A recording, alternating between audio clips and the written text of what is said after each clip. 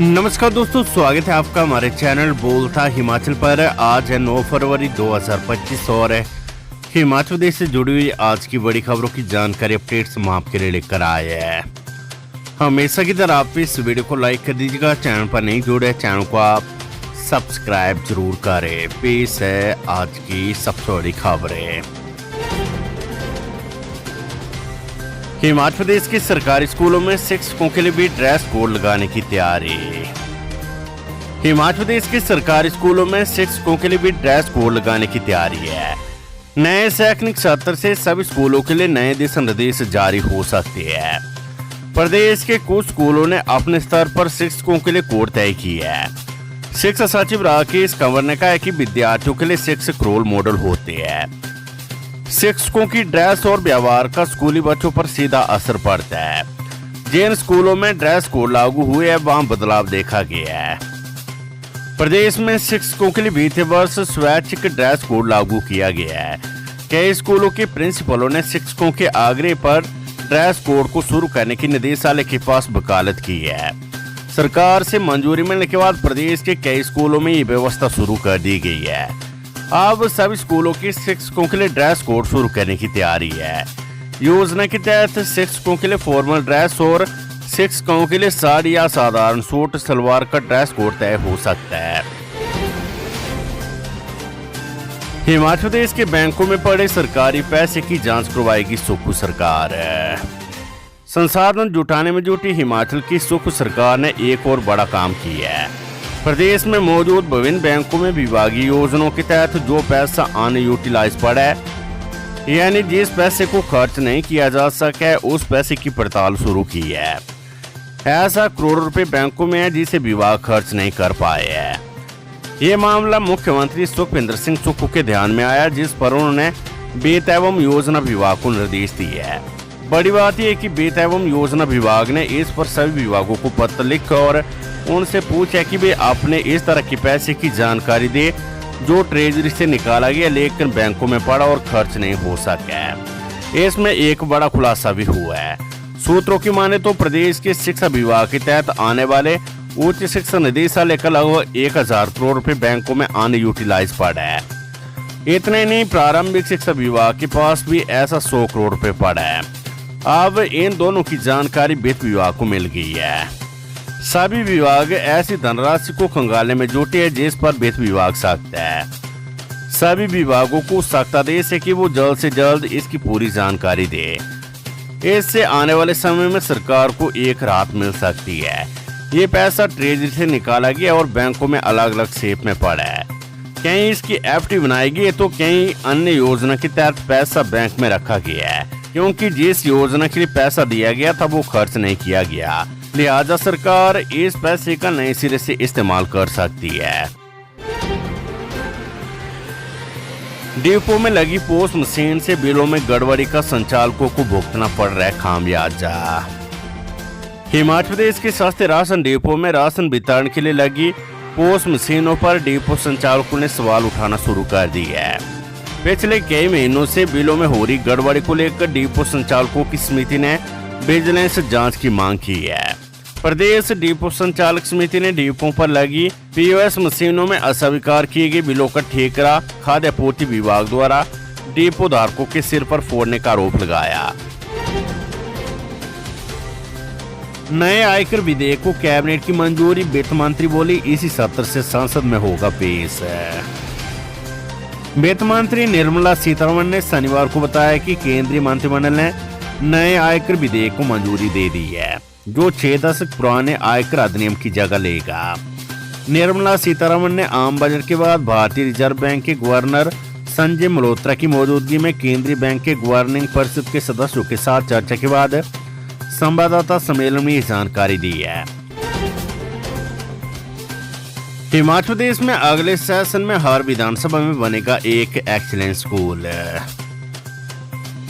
हिमाचल प्रदेश के हर विधानसभा क्षेत्र में अब एक एक्सीलेंस स्कूल बनेगा। अगले सेशन से सरकार इस योजना को लागू करने जा रही और इसकी तैयारियां भी विभाग ने शुरू कर दी है। जिलों से इस संबंध में रिपोर्ट भी भेज दी गई है। ऐसे में विभाग जल्द ही इन स्कूलों को अपग्रेड करने का काम शुरू करेगा।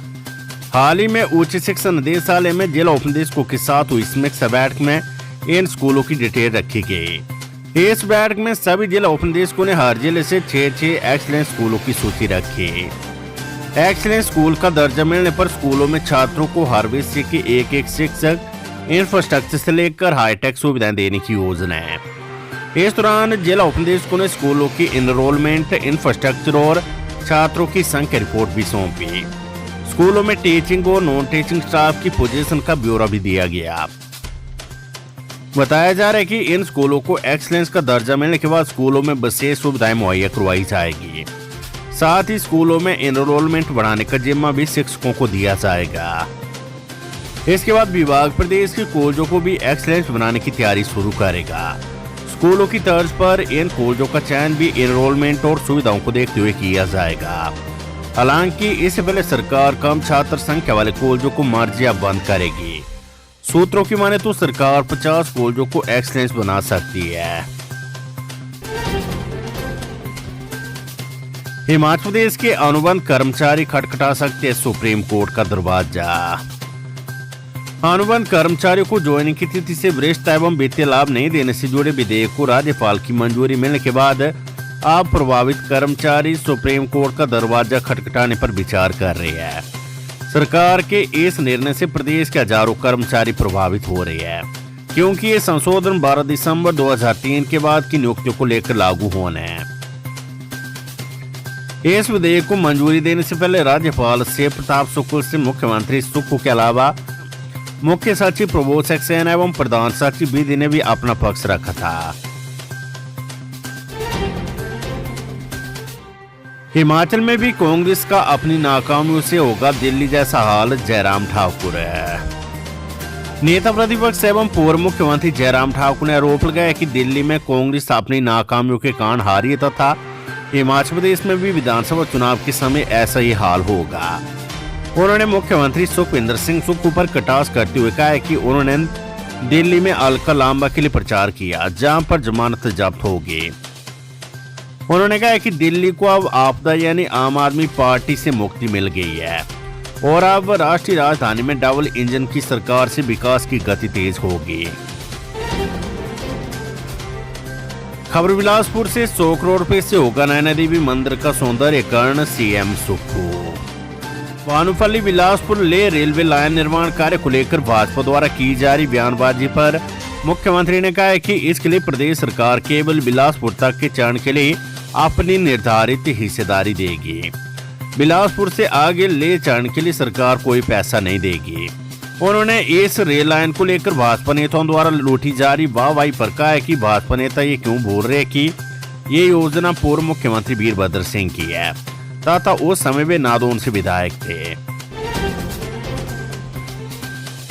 वेदर अपडेट, हिमाचल में 10 से 13 फरवरी तक फिर करवट बदल सकता है मौसम, ऊंची चोटियों पर बर्फबारी। हिमाचल में एक ताजा पश्चिमी विक्षोभ सक्रिय होने से शनिवार को राज्य की कुल्लू व लाहौल घाटी में मौसम ने करवट बदल ली है। यहाँ रोहतांग दर्रे सहित ऊंची चोटियों पर सुबह से रुक रुक कर बर्फ के हल्के फाहे गिरने शुरू हो गए। कुल्लू जिला से लेकर लाहौल स्पीति तक ठंड बढ़ गई है। बर्फबारी के बाद पिछले 5 दिनों से अटाटाना रोहतांग होकर निगम की बसों की आवाजाही बंद है। मैदानी इलाकों में रातें शिमला से भी सर्द हो गई है। मौसम विभाग के अनुसार रविवार को मध्य और उस पर्वतीय इलाकों में हल्की बर्फबारी व बारिश, जबकि 10 फरवरी से 13 फरवरी तक उच्च पर्वतीय इलाकों, 11 फरवरी को उच्च पर्वतीय क्षेत्रों के साथ मध्य इलाकों में 1-2 स्थानों पर हल्की बारिश और बर्फबारी का अंदेशा बना हुआ है। हालांकि 14 फरवरी से एक सप्ताह तक मौसम पूरी तरह से साफ व शुष्क बना रहेगा। हिमाचल ने यूपीएस लागू की तो केंद्र से मिलेगी 1600 करोड़ रुपए की आर्थिक मदद। यूनिफाइड पेंशन स्कीम को लागू करने के लिए केंद्र सरकार की तरफ से हिमाचल प्रदेश सरकार को पत्र लिखा गया है। इस पत्र में लिखा गया है कि यदि प्रदेश सरकार यूपीएस को लागू करती है तो उसे 1600 करोड़ रुपए की आर्थिक मदद मिलेगी। ये दूसरा मौका है जब केंद्र सरकार की तरफ से प्रदेश सरकार को इस बारे में पत्र लिखा गया है। इससे पहले भी प्रदेश सरकार ने इस प्रस्ताव को ठुकरा दिया था। प्रदेश में सुखविंदर सिंह सुक्खू के नेतृत्व वाली कांग्रेस सरकार ने सत्ता में आने के बाद प्रदेश में ओपीएस को लागू किया था। जिससे प्रदेश के 1,36,000 कर्मचारियों को लाभ मिला था। हालांकि इसकी एवज में केंद्र सरकार ने हिमाचल प्रदेश पर कई तरह की आर्थिक पाबंदियां लगाई, जिसमें ऋण सीमा में कटौती करते हुए इसे 6,600 करोड़ रुपए तय कर दिया। साथ ही बाहरी सहायता प्राप्त परियोजनाओं के लिए 3 वर्ष में कुल 2,900 करोड़ रुपए लेने की सीमा तय की गई है, जबकि पहले इसके लिए कोई सीमा तय नहीं थी। इतने नहीं, न्यू पेंशन स्कीम एनपीएस से कर्मचारियों की ओपीएस में आने के बाद उनके हिस्से की केंद्र सरकार के पास करीब 9,000 करोड़ रुपए फंसे हैं। इन प्रतिबंधों के बावजूद वर्तमान सरकार ओपीएस को लागू करने के अपने निर्णय पर अटल है। राज्य सरकार का तर्क है कि पुरानी पेंशन से सरकारी कर्मचारी अपना जीवन यापन बेहतर तरीके से बिता सकते हैं। अब देखना ये है कि केंद्र सरकार के इस प्रस्ताव को राज्य सरकार किस रूप से लेती है। आउटसोर्स भर्तियों का रास्ता साफ, हिमाचल हाई कोर्ट के अंतरिम आदेश पर सुप्रीम कोर्ट ने लगाई रोक। हिमाचल प्रदेश में आउटसोर्स के माध्यम से भर्तियां करने की राह आसान होती नजर आ रही है। सुप्रीम कोर्ट ने आउटसोर्स भर्तियों पर फिलहाल हिमाचल प्रदेश सरकार को राहत देते हुए हाई कोर्ट के आदेशों पर अंतरिम रोक लगा दी है। सुप्रीम कोर्ट ने प्रतिवादी को नोटिस जारी करते हुए 4 सप्ताह के भीतर जवाब दायर करने को कहा है। सेज कोर्ट के न्यायाधीश संजय करोल तथा न्यायाधीश के.बी. विश्वनाथन की खंडपीठ ने इस मामले की सुनवाई की। हिमाचल सरकार की ओर से सुप्रीम कोर्ट के वरिष्ठ अधिवक्ता कपिल सिब्बल ने इस मामले की पैरवी की। उन्होंने अदालत को बताया कि हिमाचल हाई कोर्ट ने 7 नवंबर 2024 को प्रदेश में आउटसोर्स पॉलिसी में होने वाली भर्तियों पर रोक लगा दी है। हाई कोर्ट ने सरकार को आदेश दिए थे कि आउटसोर्स भर्ती प्रक्रिया में पारदर्शिता लाने के लिए नियम बनाए जाए। इसके बाद सरकार की ओर से आउटसोर्स पर लगी रोक को हटाने के लिए एक अर्जी दायर की गई। मादक द्रव्यों की तस्करी मामले में हिमाचल प्रदेश की 10 जिलों में दबिश, अफसरों के घर भी खंगाले। हिमाचल पुलिस की अलग अलग टीमों ने 10 जिलों में दबिश दी है। मादक द्रव्यों की तस्करी मामले में कार्रवाई की गई है। देर रात तक जिला लाहौल स्पीति और किन्नौर को छोड़कर ये कार्रवाई चलती रही। पुलिस की विशेष टास्क फोर्स द्वारा की गई इस कार्रवाई से तस्करों में हड़कंप मच गया।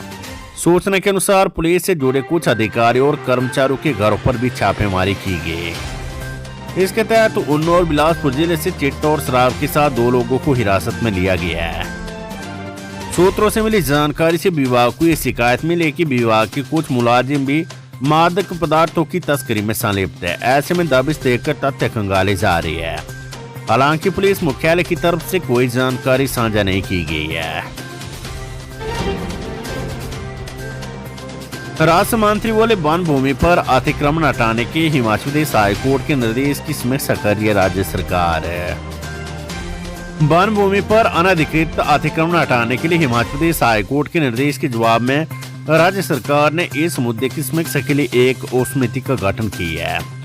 मीडिया से बात करते हुए नेगी ने वन भूमि पर अतिक्रमण के विभिन्न प्रकारों के बारे में बताया। उन्होंने बताया कि अतिक्रमण सिर्फ समान मुद्दा नहीं है, क्योंकि समय के साथ साथ अलग अलग नीतियां अपनाई गई है।